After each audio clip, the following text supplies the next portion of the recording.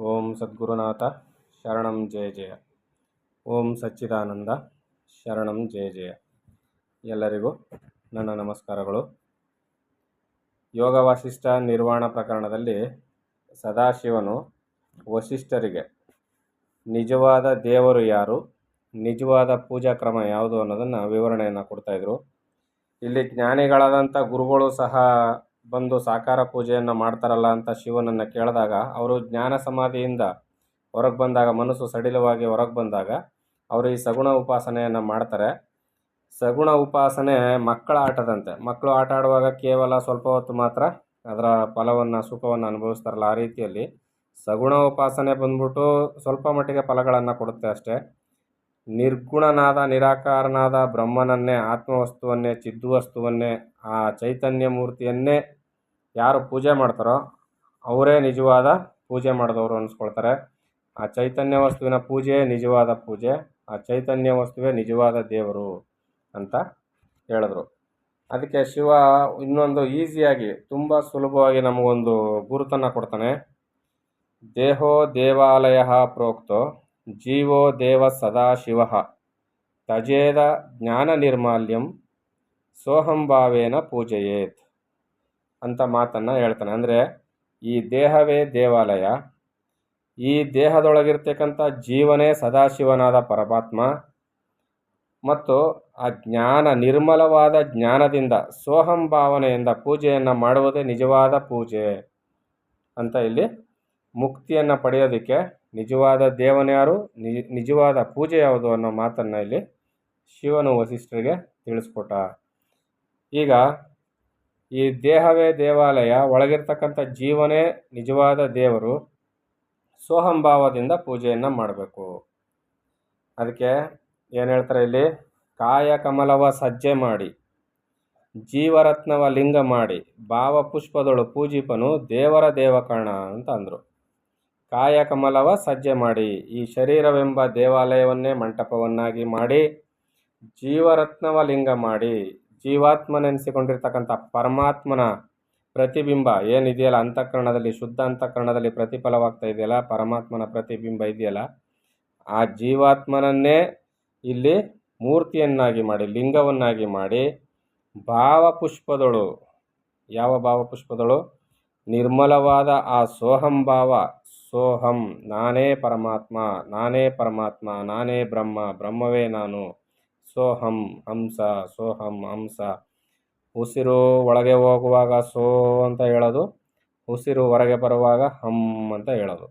ಸುಮ್ಮನೆ ಕೂತ್ಕೊಳ್ಳೋದು, ಕಣ್ಣು ಮುಚ್ಕೊಂಡು ಕೂತ್ಕೊಳ್ಳೋದು, ಉಸಿರಾಟವನ್ನೇ ಗಮನಿಸ್ತಾ ಇರೋದು, ಉಸಿರಾಟವನ್ನೇ ಗಮನಿಸ್ತಾ ಇದ್ದು ಉಸಿರು ಒಳಗೆ ಹೋಗ್ತಿರ್ಬೇಕಾದ್ರೆ ಮನಸ್ಸಿನಲ್ಲಿ ಸೋ ಅಂತ ಹೇಳ್ಕೊಳ್ಳೋದು, ಉಸಿರು ಹೊರಗೆ ಬರ್ತಾ ಇರುವಾಗ ಹಮ್ ಅಂತ ಹೇಳ್ಕೊಳ್ಳೋದು.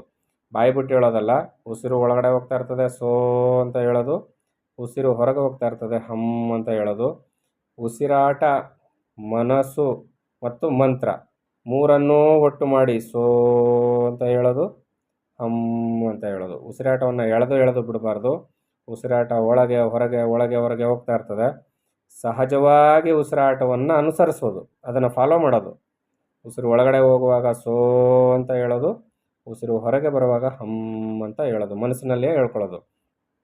ಈ ರೀತಿಯಲ್ಲಿ ನಾನೇ ಪರಮಾತ್ಮನೆಂಬ ಅರ್ಥವನ್ನು ಕೊಡ್ತಕ್ಕಂಥ ಸೋಹಂ ಮಂತ್ರ ಜಪವನ್ನು ನಿರ್ಮಲ ಜ್ಞಾನದಿಂದ ಸೋಹಂ ಭಾವದಲ್ಲಿ ಪೂಜೆಯನ್ನು ಮಾಡ್ತಾಯಿದ್ರೆ, ಅದು 6 ತಿಂಗಳು, ವರ್ಷದೊಳಗೆ ನಮ್ಮ ಮನಸ್ಸು ಕಪಿಯಂತೆ ಆಡ್ತಾ ಇದ್ದಂಥ ಮನಸ್ಸು ಕಟ್ಟು ಬೀಳ್ತದೆ. ಮನಸ್ಸು ಯಾವಾಗ ಕಟ್ಟು ಬೀಳ್ತದೋ ಸಂಪೂರ್ಣ ನಮಗೆ ಜ್ಞಾನ ಪ್ರಾಪ್ತಿಗೆ ಅವಕಾಶವಾಗುತ್ತೆ. ಮನಸ್ಸು ನಿರ್ಮಲವಾಗುತ್ತೆ, ಅಂತಃಕರಣ ಶುದ್ಧಿ ಆಗುತ್ತದೆ, ಬ್ರಹ್ಮಜ್ಞಾನವನ್ನು ತಿಳ್ಕೊಳ್ಳಿಕ್ಕೆ ನಮಗೆ ಅವಕಾಶವಾಗುತ್ತೆ. ಜ್ಞಾನ ಪ್ರಾಪ್ತಿ ಆಯಿತು ಅಂದರೆ ನಮಗೆ ಮುಕ್ತಿ ಅಂಗೈನಲ್ಲಿ ಕೈಯಂತೆ ಆಗುತ್ತೆ. ಇದನ್ನು ಇಲ್ಲಿ ಗುರುಗಳು ಇಷ್ಟನ್ನು ಹೇಳ್ತಾಯಿದ್ರು. ಇದನ್ನು ಜೀವಬ್ರಹ್ಮೈಕ್ಯ ರಾಜಯೋಗ ಸಾರಾಮೃತ ಎಂಬ ಗ್ರಂಥದಲ್ಲಿ ಶ್ರೀ ಪರಮಹಂಸ ಸಚ್ಚಿದಾನಂದ ಯೋಗೀಶ್ವರ ಗುರುಗಳು 2 ಗ್ರಂಥಗಳನ್ನ ಬರೆದಿದ್ದಾರೆ. 2 ಗ್ರಂಥದಲ್ಲಿ ಪೂರ್ತಿ ಇದನ್ನೇ ಹೇಳಿರೋದು, ಬರೀ ಇದನ್ನೇ ಹೇಳಿರೋದು. ಇದನ್ನು ಬಿಟ್ಟು ಇನ್ಯಾವ ವಿಚಾರವೂ ಇಲ್ಲ. ಇದರ ಸಂಬಂಧವಾಗಿಯೇ ಜೀವನ ಪೂರ್ತಿ, ಅವರ ಜೀವಮಾನ ಪೂರ್ತಿ ಗಳಿಸಿದಂಥ ಅನುಭವವನ್ನೆಲ್ಲ ಬರೆದಿಟ್ಟಿದ್ದಾರೆ. ನಿಮಗೆ ಯಾರಿಗೆ ಅದರ ಮಾಹಿತಿ ಹೆಚ್ಚು ಬೇಕೋ ಅವರು ಕೆಂಪಾಪುರ ಅಗ್ರಹಾರದಲ್ಲಿರ್ತಕ್ಕಂಥ ಬೆಂಗಳೂರಲ್ಲಿ ಕಡಪ ಸ್ವಾಮಿ ಮಠ ಅಂತ ನೀವು ಯಾರ್ಯಾರಿಗೆ ವಿಳಾಸ ಗೊತ್ತಿಲ್ವೋ ಅವರೆಲ್ಲ ಹೋಗಿ ಅಲ್ಲಿ ಪುಸ್ತಕಗಳಿದೆ, ಗ್ರಂಥಗಳಿದೆ, ಜೀವ ಬ್ರಹ್ಮೈಕ್ಯ ರಾಜಯೋಗ ಸಾರಾಮೃತ ಅಂತ. ಅಲ್ಲಿ ಹೋಗಿ ನೀವು ಪಡ್ಕೊಂಡ್ರೆ ನಿಮಗೆ ಅದರಲ್ಲಿ ಪರಿಪೂರ್ಣ ಸಾಧನೆ ಮಾಡುವ ವಿಧಾನ ನಿಮಗೆ ಗೊತ್ತಾಗುತ್ತೆ. ನಿಮ್ಗೆ ಹೆಚ್ಚಿನ ಮಾಹಿತಿ ಬೇಕು ಅಂದರೆ 9606340503 ಈ ನಂಬರ್ಗೆ ನೀವು ಕಾಂಟ್ಯಾಕ್ಟ್ ಮಾಡಿದ್ರೆ ನಿಮ್ಗೆ ಹೆಚ್ಚಿನ ಮಾಹಿತಿಯನ್ನು ಕೊಡ್ತಾರೆ. ಮತ್ತು ಈಗ ವಸಿಷ್ಠರು ಹೇಳ್ತಾರೆ, ಶ್ರೀ ವಸಿಷ್ಠನು ಹೇಳಿದನು, ಕೇಳ್ತಾನೆ, ಶಿವನನ್ನು ಕುರಿತು ಕೇಳ್ತಾನೆ, ಚೇತನಾಕಾಶ ಮಾತ್ರವಾದ ಆತ್ಮನು ಈ ಜಗತ್ತಾದುದು ಹೇಗೆ?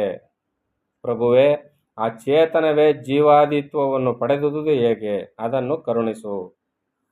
ವಸಿಷ್ಠರು ಒಳ್ಳೆ ಪ್ರಶ್ನೆಯನ್ನು ಕೇಳಿದ್ರು. ನೀನೇನೋ ಹೇಳ್ಬಿಟ್ಟೆಪ್ಪ, ಪರಮಾತ್ಮನೇ ಆ ಚೈತನ್ಯ ವಸ್ತುವೇ ಪರಮಾತ್ಮ, ಸೋಹಂಭಾವದಿಂದ ಪೂಜೆಯನ್ನು ಮಾಡಬೇಕು ಅಂತ ನೀನು ಹೇಳಿದೆ. ಜಗತ್ತಾಗಿ ಕಾಣ್ತಾ ಇರ್ತಕ್ಕಂಥ ಈ ಚೇತನಾಕಾಶ ಮಾತ್ರವಾದ ಚೈತನ್ಯವಾದಂಥ ಈ ಬಯಲು ಸ್ವರೂಪವಾದ ಪರಮಾತ್ಮನು ಜಗತ್ತಾಗಿ ಹೇಗೆ ಪರಿವರ್ತನೆ ಆದ?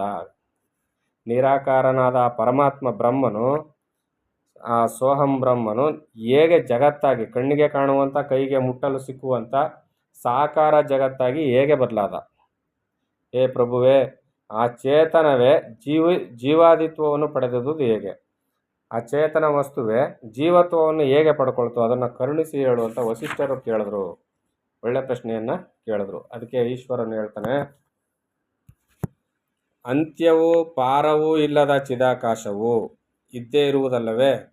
ಅದರಲ್ಲಿ ಎಲ್ಲಿ ಹುಡುಕಿದರೂ ಚೈತನ್ಯವು ಇಲ್ಲವೇ ಇಲ್ಲ. ಆ ಚಿದಾಕಾಶವು ಕಲ್ಪಾಂತವಾದ ಮೇಲೆಯೂ ಉಳಿದಿರುವುದು. ಗೊತ್ತಾಗ್ತಾ ಇದೆ ಅಲ್ವಾ? ಇಲ್ಲಿ ಚಿತ್ಸತ್ತೆಯು ಚೈತ್ಯಕ್ಕೆ ಅಧೀನವಾದುದಲ್ಲ ಎಂಬುದು.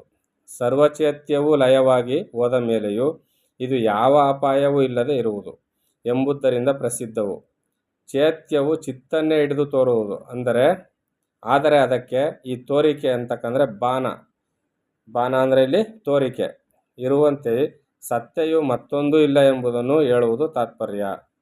ಯಾವುದು ತಾನೇ ಸ್ವಯಂ ಹೊಳೆಯಬಲ್ಲುದೋ ಅದರ ಹೊಳೆಯುವಿಕೆಯೇ ಈ ಜಗತ್ತಾಗಿ ತೋರುವುದು ಎಂದು ಪ್ರಸಿದ್ಧವು.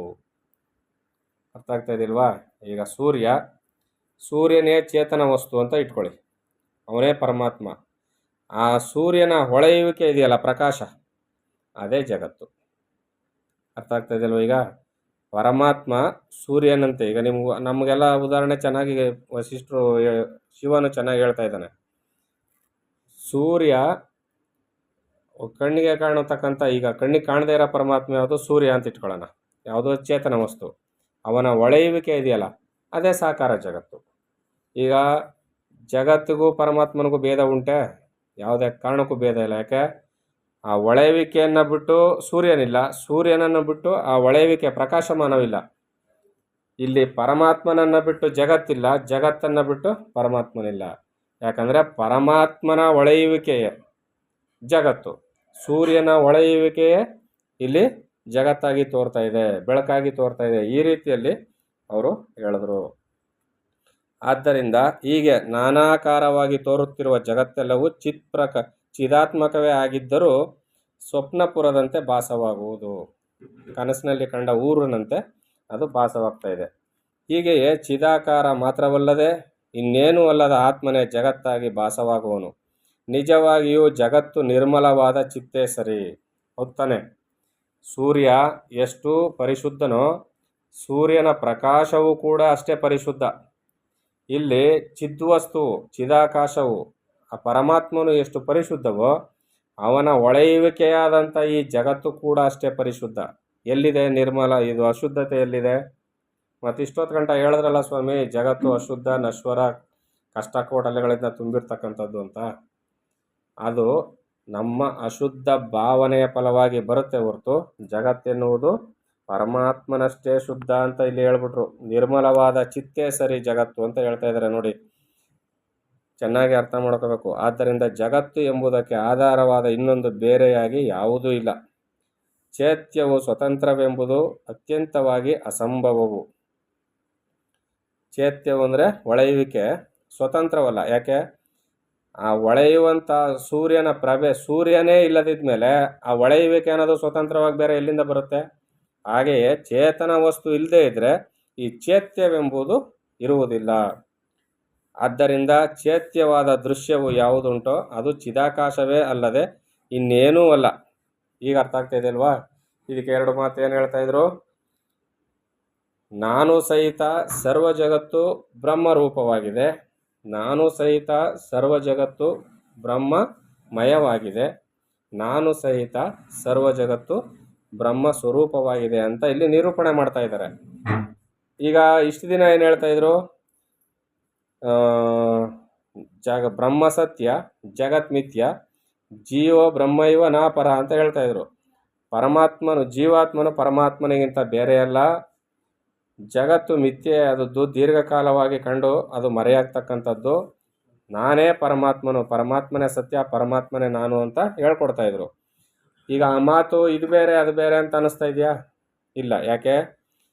ಜಗತ್ತು ಮಿಥ್ಯೆ ಅಂದ್ರೇನು? ಬಹುಕಾಲ ಕಾಣಿಸ್ಕೊಂಡು ಇಲ್ಲದಂಗೆ ಆಗುತ್ತೆ. ಎಲ್ಲಿಂದ ಕಾಣಿಸ್ಕೊಳ್ತಾ ಇದೆ?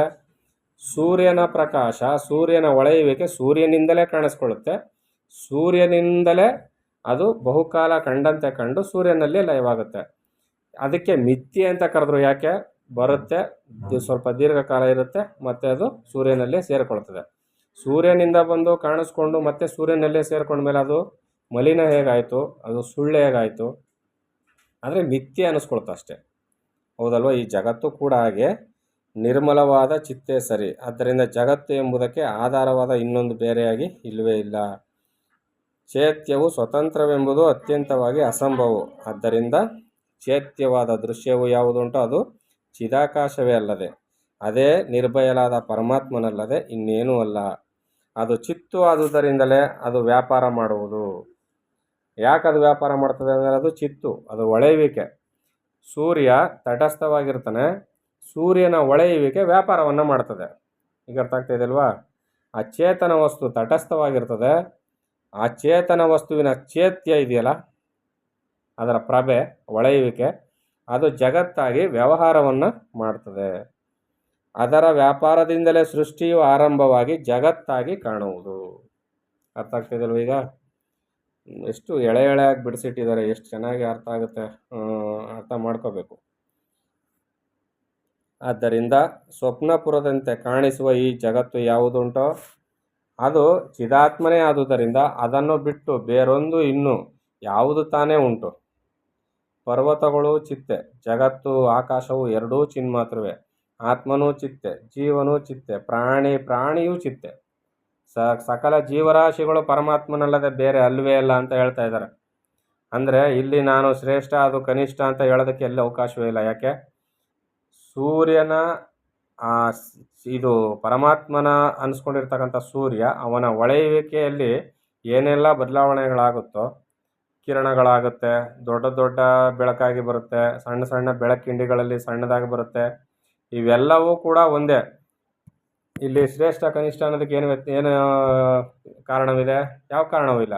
ಅದೇ ರೀತಿಯಲ್ಲಿ ಚಿದ್ವಸ್ತುವಿನ ಈ ಹೊಳೆಯುವಿಕೆಯಾದಂಥ ಜಗತ್ತಾಗಿ ಕಾಣಬರ್ತಕ್ಕಂಥ ಈ ಚಿದ್ವ್ಯಾಪಾರದಲ್ಲಿ 84 ಲಕ್ಷ ಜೀವರಾಶಿಗಳು ಕಣ್ಣಿಗೆ ಕಾಣಬರ್ತಕ್ಕಂಥ ಆ ಚಿಜ್ಜಡವಾದ ಈ ಜಗತ್ತು, ಇವೆಲ್ಲದರಲ್ಲಿಯೂ ಶ್ರೇಷ್ಠ ಯಾವುದಿದೆ, ಕನಿಷ್ಠ ಯಾವುದಿದೆ?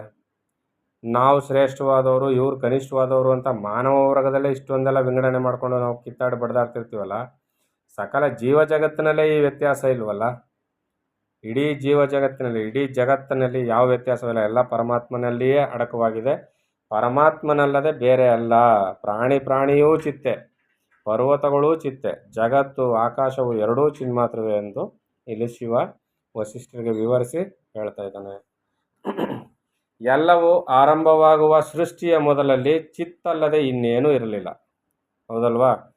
ಸೂರ್ಯ ಹುಟ್ಟಿದ, ಅವನ ಹೊಳೆಯುವಿಕೆ ಬರುವುದಕ್ಕಿಂತ ಮುಂಚೆ ಚಿತ್ತೆ ಸೂರ್ಯನೇ ಇದ್ದ. ಆ ಸೂರ್ಯನ ಆ ಹೊಳೆಯುವಿಕೆ ಬಂದಾಗ ಏನಾಯಿತು? ಎಲ್ಲವೂ ಕಾಣಬತ್ತು. ಇದೇ ರೀತಿಯಲ್ಲಿ ಆ ಚಿದ್ವ್ಯಾಪಾರ ಆರಂಭ ಆದ ನಂತರ ಜಗತ್ತಾಗಿ ಎಲ್ಲ ಕಾಣುತ್ತದೆ. ಆದ್ದರಿಂದ ಸೃಷ್ಟಿಯಾದ ಮೇಲೆ ಬರುವ ಸ್ವರ್ಗದಲ್ಲಿ ಆಗಲಿ, ಮರ್ತ್ಯಲೋಕದಲ್ಲಿ ಆಗಲಿ, ಪಾತಾಳದಲ್ಲಿ ಆಗಲಿ ಚಿದಾಕಾಶವಲ್ಲದೆ ಇನ್ನೇನು ತಾನೇ ಸಂಭವಿಸಿತು ಅಂತ ಇಲ್ಲಿ ಗುರುಗಳು ಹೇಳ್ತಾ ಇದ್ದಾರೆ. ಇನ್ನು ಇನ್ನೂ ಹೆಚ್ಚಿನ ವಿವರಣೆಯನ್ನು ಕೊಡ್ತಾರೆ. ಅದನ್ನು ಮುಂದಿನ ಆಡಿಯೋದಲ್ಲಿ ತಿಳಿಸ್ಕೊಡ್ತೀನಿ. ಎಲ್ಲರಿಗೂ ಒಳ್ಳೆಯದಾಗಲಿ. ಓಂ ಸದ್ಗುರುನಾಥ ಶರಣಂ ಜಯ ಜಯ. ಓಂ ಸಚ್ಚಿದಾನಂದ ಶರಣಂ ಜಯ ಜಯ. ಹರಿ ಓಂ ತತ್ಸತ್. ಹರಿ ಓಂ ತತ್ಸತ್. ಹರಿ ಓಂ ತತ್ಸತ್.